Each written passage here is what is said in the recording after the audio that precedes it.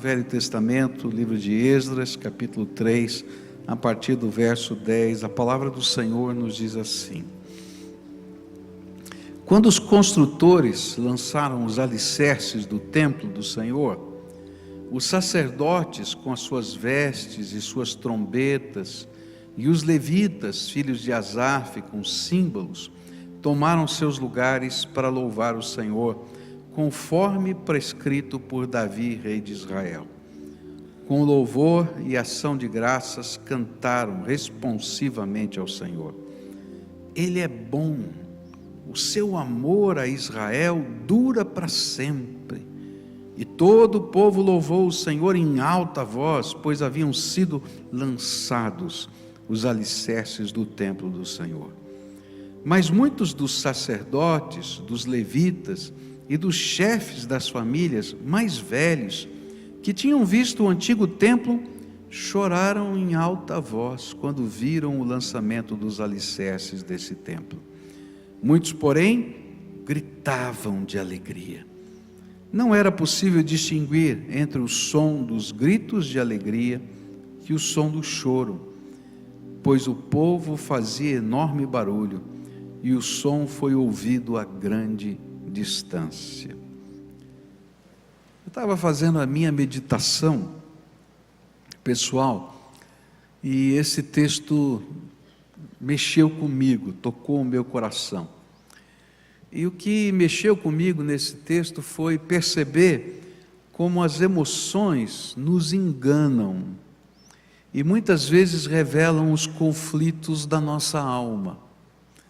E às vezes a gente está vivendo um determinado momento, bom ou mal, tanto faz, e de repente as emoções eclodem na nossa vida e elas revelam algumas coisas que parecem uma contradição com o momento. E a gente diz: uai, o que está acontecendo? E esse texto fala exatamente sobre isso. Esse é o destaque desse texto. Certamente todos que estavam naquela festa estavam celebrando o milagre, a bênção de poder reconstruir, começar a reconstrução do templo de Deus lá na Terra Santa.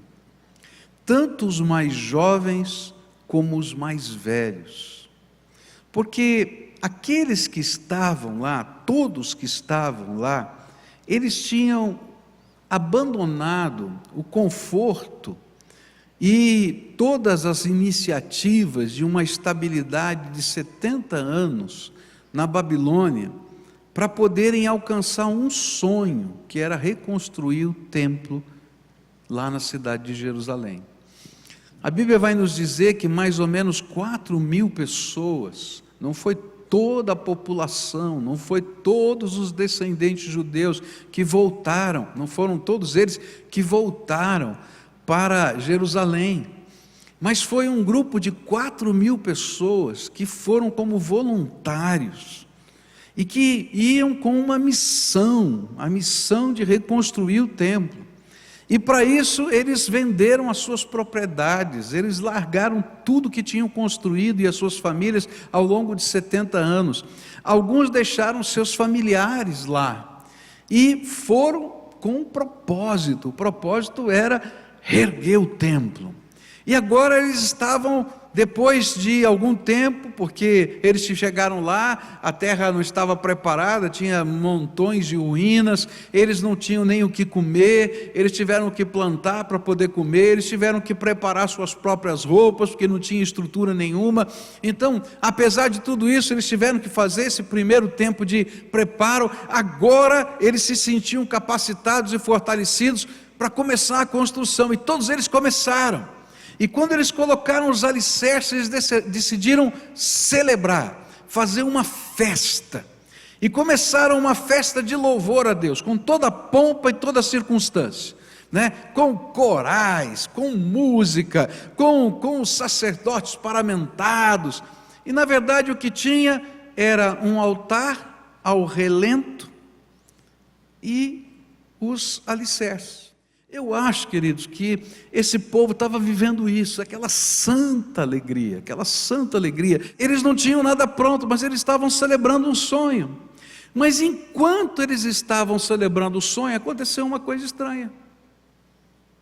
Alguns riam, davam gritos de alegria, e outros choravam.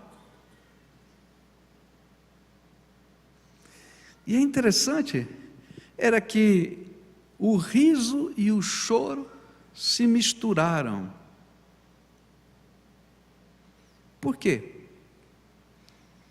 Você já viveu situações em que riso e choro se misturam? Eu queria olhar para essa figura que a palavra de Deus nos mostra, muito concreta e real, aconteceu e acontece na minha vida e na sua vida, para pensar o que a gente pode aprender com esse contraste, quando o riso e choro se misturam no mesmo momento histórico da nossa vida. E eu fiquei meditando nisso e Deus colocou comigo algumas coisas que eu imagino que estavam acontecendo no coração das pessoas que estavam lá.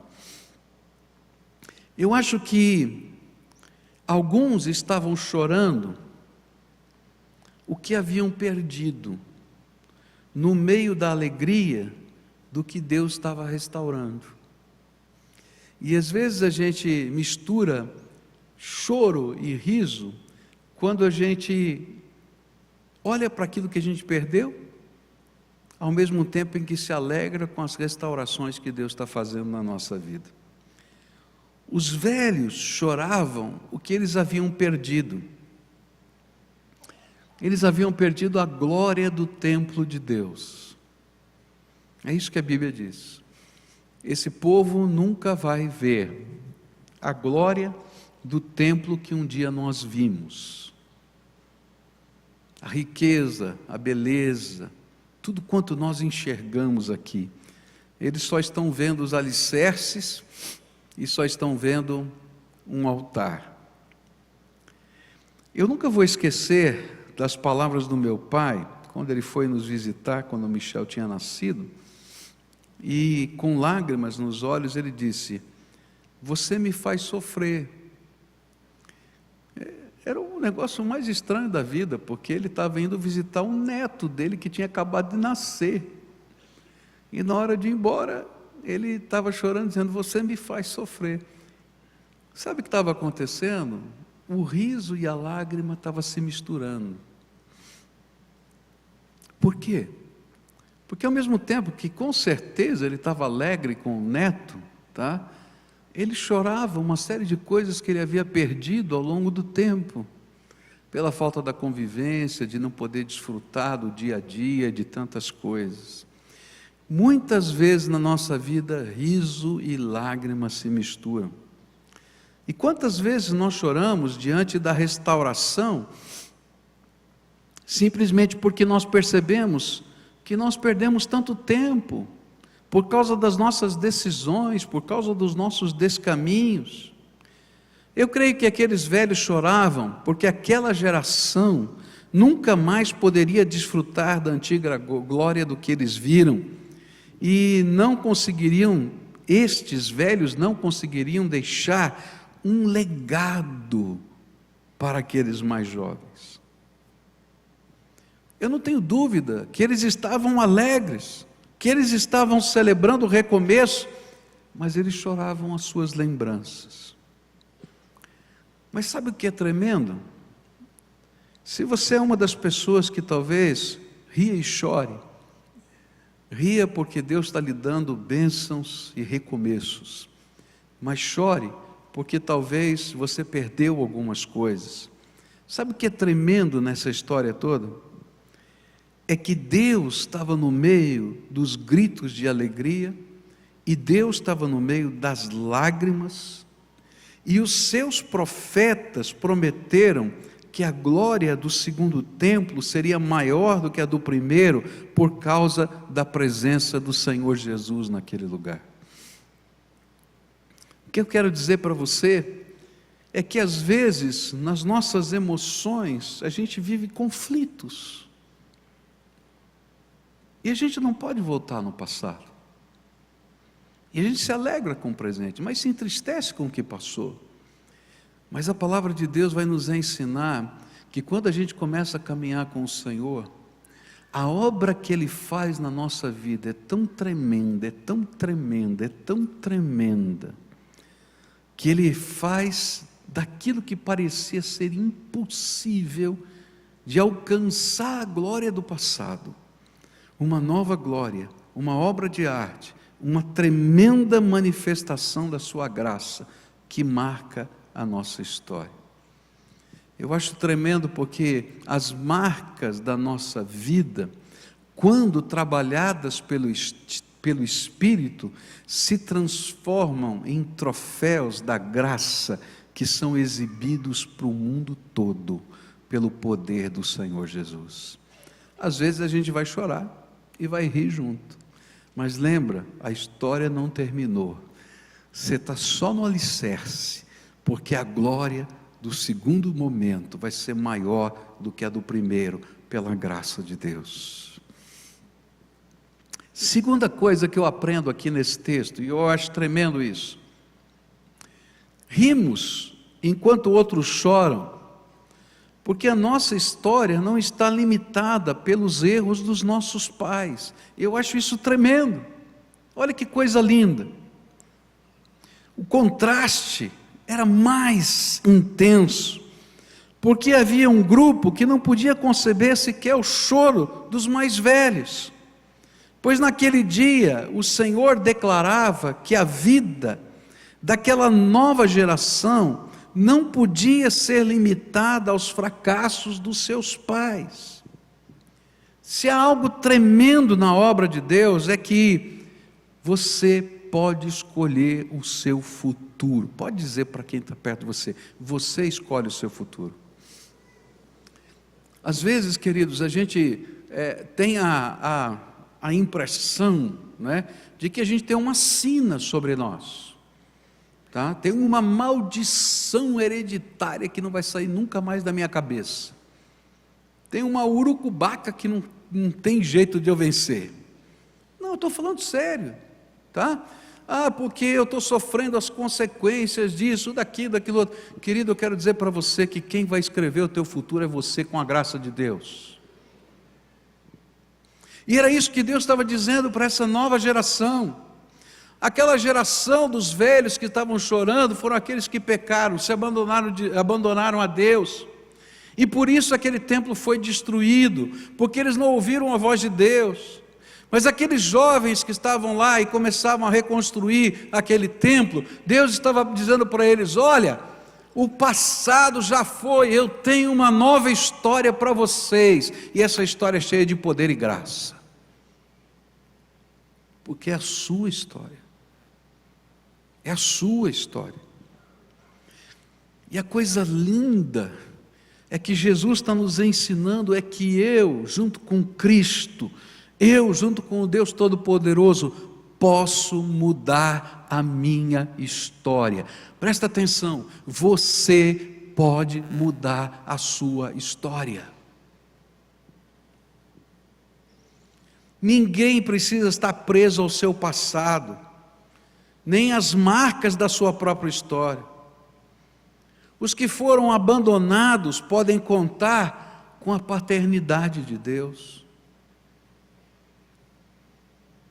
Nós tivemos um pastor aqui, que exerceu o ministério, e que ele foi jogado no lixo, quando criança. E a vida dele foi muito complicada. Até um dia que alguém disse para ele que ele podia escrever a história dele com Jesus. Mas jogaram ele no lixo, literalmente, jogaram o bebê no lixo. Eu posso contar com a paternidade de Deus. Os que foram machucados podem contar com o óleo curador do Espírito Santo, que unta as feridas da nossa alma e traz cura interior. Os que herdaram a penúria podem construir um futuro melhor, pois o Senhor Todo-Poderoso tem um plano para você, e é só para você, para mais ninguém, é exclusivo. Por isso, quando eles colocaram aqueles alicerces do novo templo, eles estavam celebrando. O nosso futuro começou hoje aqui. E eu quero dizer uma coisa para você, é sempre assim. Quando os alicerces do templo de Deus são colocados dentro do nosso coração, o verdadeiro futuro se inicia. Quero dizer para você, hoje pode ser o primeiro dia de uma grande mudança na tua vida. Se o alicerce do templo de Deus estiver no teu coração, você não está preso à tua história, não está preso ao teu passado. Porque quando a gente coloca o alicerce de Deus, o nosso futuro começa. E quem escreve a nossa história é a nossa mão sendo controlada, dirigida pela poderosa mão de Deus. Então eles podiam rir, e eles estavam rindo, porque eles não estavam mais presos ao seu passado. Terceira coisa que esse texto ensina para a gente, é que risos e lágrimas sempre serão encontrados no lugar da presença de Deus. E essa é uma coisa tremenda. Quando a gente entra na presença de Deus, as nossas emoções afloram. E a gente vai rir e vai chorar na presença do Senhor. Não há nada mais revelador e transformador do que a presença do Senhor. E eu creio que naquele momento eles não viram apenas as pedras do alicerce, mas de alguma maneira eles viram e sentiram a presença de Deus no templo, se revelando ali naquele lugar. E é interessante o que acontece quando Deus se revela no meio do seu povo. Quantas vezes nos cultos, neste templo, eu vejo a cena de risos e lágrimas se encontrando? Não é verdade? E algumas são mais marcantes, outras são mais intensas. Eu me lembro uma vez que estava pregando em Portugal, e numa igreja pequenininha de angolanos que tinham voltado a Portugal, fugindo da guerra lá em Angola, e naquela igreja tinha um coro, e esse coro estava se apresentando, pequenininho esse coro, e era uma conferência evangelística, e muitos familiares daquele povo estavam lá assistindo o culto, e eu fiz o sermão e fiz um apelo, como eu sempre faço aqui nos cultos, convidando pessoas para aceitarem Jesus. E foi muito interessante o que aconteceu, porque na hora que eu fiz o apelo, se levantou, a primeira pessoa que se levantou, naquela noite se levantaram 11 pessoas, mas a primeira pessoa que se levantou naquele culto foi um senhor, e ele foi lá na frente, atendendo o apelo, e quando a mulher que estava, a portuguesa que estava lá no coro, viu o marido atendendo o apelo, ela gritou, meu marido, e saiu correndo para abraçar o marido no meio do caminho, e havia riso de toda a igreja, de alegria, porque já oravam pela salvação dele, e de repente então, lágrimas do marido e da mulher, e de repente se levantou outro, e aí saiu uma moça que estava no coro, e dizia, meu pai, e saiu correndo para abraçar o pai. Foi uma choradeira,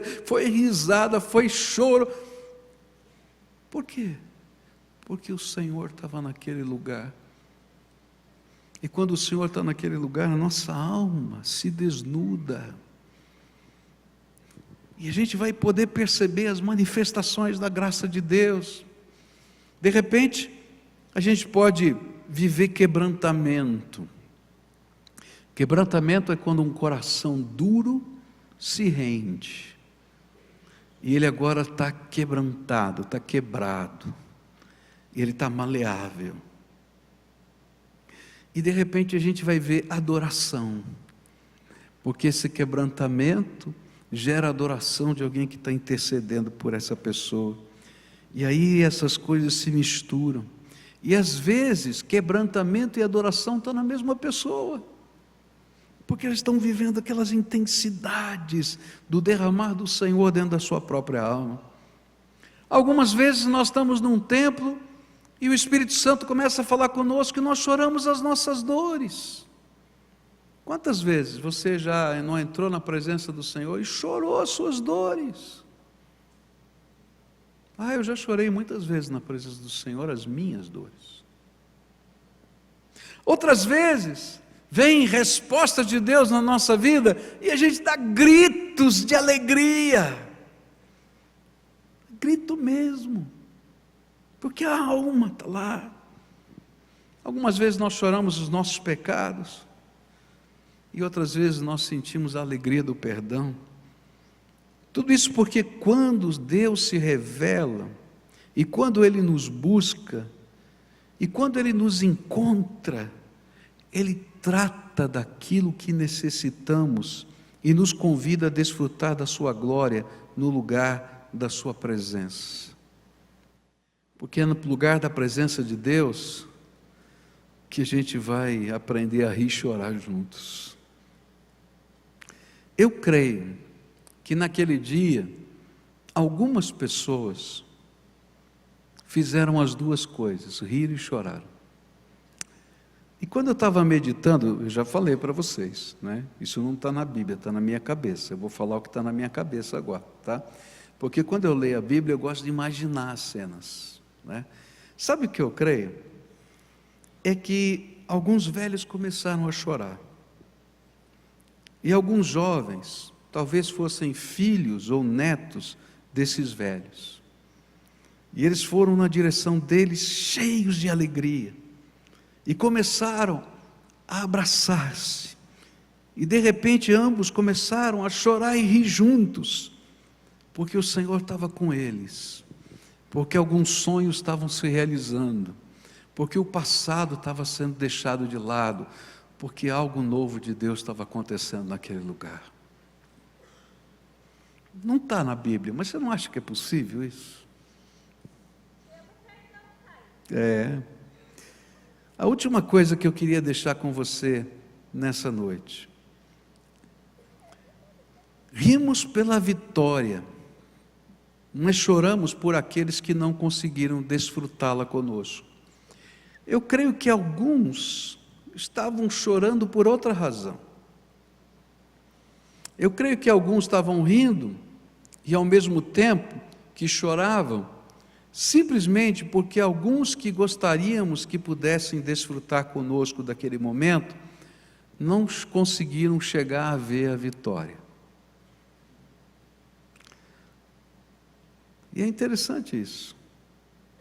Alguns foram os que semearam a fé em nossos corações e nos ajudaram a construir o sonho, mas não conseguiram chegar lá junto com a gente.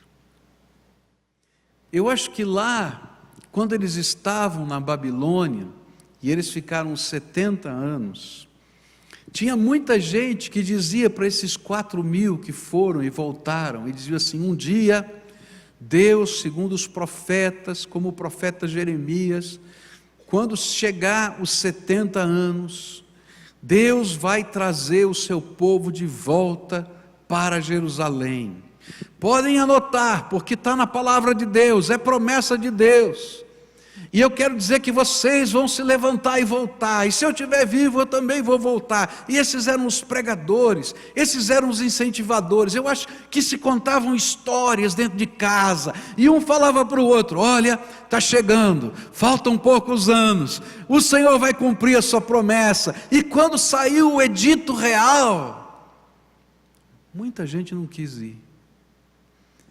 Mas aqueles que foram semeados pelas histórias daqueles que talvez já tinham até partido, se levantaram e disseram: eu quero fazer parte dos primeiros 4.000 que vão voltar para a terra prometida.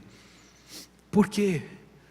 Porque há muito tempo eu tenho crido nessa história, que me foi contada pelo meu pai, pelo meu avô, pelo meu tio, pelo meu vizinho, pelo pregador lá da minha sinagoga. E eu creio nisso. Esses homens e mulheres que contaram essas histórias não puderam chegar lá. E eu acho que naquele dia, quando eles estavam celebrando, alguns lembraram assim: como eu gostaria que eles pudessem estar vendo o que nós estamos vendo, porque foi a visão deles que nos trouxe aqui. Sabe, queridos, muitos de vocês são fruto da oração de pessoas que intercederam muitos anos por você. Eu não sei quanto tempo. Alguns estão podendo ver o que Deus está fazendo na tua vida.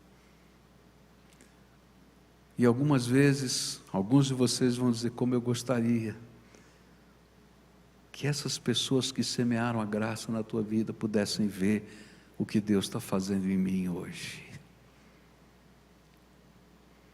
E às vezes a gente ri e chora. A gente ri porque a gente é fruto de uma bênção que é um legado. E a gente chora de saudades. E a gente chora porque a gente gostaria que eles pudessem desfrutar disso com a gente hoje. Mas eu creio que alguns estavam chorando porque só tinha 4.000 lá.